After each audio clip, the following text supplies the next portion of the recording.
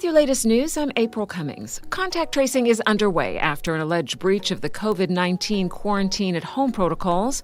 The Mobile Compliance Team, Public Health, and Royal Cayman Islands Police Service visited the property on Thursday and say the offender, an incoming traveler, has been warned for intended prosecution. According to a government statement, standard protocol is that when there is a breach, travelers along with their household will either be moved to a government facility or monitored under 24-hour security detail at the traveler's expense. The statement did not confirm which occurred in this instance. The matter is under investigation, and a completed file will reportedly be sent to the Office of the Director of Public Prosecution for a decision. People found guilty of breaching mandatory isolation face a fine of $10,000 and 2 years imprisonment. In a recent interview on Radio Cayman's Talk Today show, Travel Cayman Director Dr. Tasha Ebanks-Garcia discussed some of the challenges of being in quarantine, and she says some people really underestimate the emotional impact of isolation. Our airports are still closed. These are repatriation flights. We're still encouraging people to think of this as it's travel for essential purposes. It's not travel for leisure. It's not travel because I want to go shopping or I need to get off the island. It's still about thinking about, do I have to travel? Do I want to put myself at risk? And do I want to go through the discomfort? Because this is not, quarantining for 16 days is not a comfortable process. Travel Cayman manages the Quarantine at Residence program, which, by the way, was recently extended to Cayman Brac and Little Cayman. Police say they are aware of video posts of minors between the ages of 11 and 16 fighting and engaging in the planning of fights at John Gray High School, which were subsequently posted on social media. The RCIPS officers have been outstanding in both their communication with us and their demeanour around campus. We're working with the RCIPS to ensure that all antisocial behaviour, including this abuse of social media, is eradicated. John Gray High School Principal John Clark tells Radio Cayman that they always aim to work in partnership with parents to continually educate the community about some of the dangers of social media when it comes to causing and glamorizing conflict and, in some cases, cyberbullying. He says the incidents in the videos are being addressed. Appropriate and strong sanctions have been put in place as the health and safety of all in our learning community is and will remain our priority. Community police officers have also been meeting with the school to talk about ways to further support the efforts to address these incidents and, in fact, any issue of this type. Police say the Digital Forensics Hub is actively monitoring and investigating any potential cybercrime violations that may occur, and members of the public are advised that if you participate in, incite, or even share footage of these violent activities, that could constitute an offense, and that may lead to prosecution. If you are in possession of the videos or pictures of any of the fights, you're asked to stop sharing them, but instead submit them anonymously to the RCIPS on their website. That's rcips.ky, or on their mobile app by clicking the Submit a Tip function. The first session of the UK and British Overseas Territories Joint Ministerial Council meeting began today via video conference. Topics ranged from the COVID-19 pandemic and constitutional reforms to border security challenges. Premier the Honourable Alden McLaughlin was joined by members of his cabinet to take part in the meeting, which is usually held each year in London. The meeting continues Tuesday on a variety of topics, including the economic impact of COVID-19 on British Overseas Territories. The 20th Annual Silent Witness March is back, and as Radio Cayman's Shanda Gallego reports, private and public sector organizations are partnering to honor those who have suffered as a result of domestic violence and bullying. Hosted by the Business and Professional Women's Club of Grand Cayman, the 20th Annual Silent Witness March aims to pay a small tribute to those who have lost their lives due to or have been impacted by domestic violence.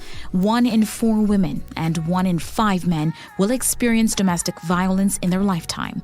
Historically underreported, domestic violence victims have often suffered in silence, something which in many cases has had fatal consequences. BPW's co-chair, Mir Lamba, says BPW is encouraged that reporting in Cayman has quadrupled in the past 5 years, but so much work still must be done. This year's theme is Safe Home, Safe Community, which reflects on this year's COVID-19 pandemic. Although lockdowns globally were meant to protect the community from the threat of COVID-19, Ms. Lamba says for many victims of domestic abuse, these regulations meant being locked in their homes with their abusers. The UN has called the aggressive increase of domestic violence reports globally a shadow pandemic. Ms. Lamba says we should all be working towards safe homes, which of course means a safer, larger community. The Silent Witness March will take place from the Government Administration Building past the Georgetown Police Station and then finally around the courthouse. This representing some of the key stakeholders that play a powerful role in ensuring that domestic violence is prevented and that justice is brought to victims. Participants will hear from keynote speaker Sutton Burke, trauma expert and clinical director of Infinite Mind Care. Her talk will focus on the mass trauma caused by the global pandemic and notes on how this has impacted domestic violence and demand for counseling and intervention. Shanda Gallego, Radio Cayman News. The march is scheduled for tomorrow at 3:30, starting at the Government Administration Building. The recent hurricanes and storms have been devastating for the people of Nicaragua, and people here in Cayman have been working on ways to help. There's a lot of people still living outside. A lot of the food and resources that they've had in that area is gone. Bridges that allow things to come in that area, because there's a lot of areas of water, has been broken down. President of the Nicaraguan Cultural Foundation, Carl Solomon, is inviting people who'd like to help to come to a meeting at the Lion Center at 6 p.m. on Tuesday to learn more about the efforts to help, coordination plans, and ideally join forces to create a single, unified relief campaign. Fire recruits take to the streets of Georgetown this morning to raise money for the Cayman Crisis Center and Meals on Wheels. Some of my colleagues from Blue Watch, particularly Tony Chisholm, we've got together raising money for the Crisis Centre and thought a nice way to do it would be a 5k walk this morning where we can engage with the public and collect money en route. So luckily enough we've got a recruit class that you can see behind me. They've agreed to come along and collect the money en route, so hopefully we're going to get a good token together for a very worthwhile charity. Chief Fire Officer Paul Walker says the decision to support the charities was an easy one. And we realise across communities lots of people are struggling at this time, and the great work that the Crisis Centre does alongside the work we do in the Central Station for Meals on Wheels were considered to be two very good, worthy local charities. The charity walk took place this morning, starting at the Government Administration Building, despite the drizzling rain. We did think we ought to change to something nearer a swim with the water that we've seen on West Bay Road, but no, we're used to getting wet. You know, we're all in the fire service, that's what we're about, and just the opportunity to engage with the public would be wonderful. Chief Fire Officer Paul Walker. Cayman Connection is set to host a series of virtual Christmas events for Caymanians overseas this December.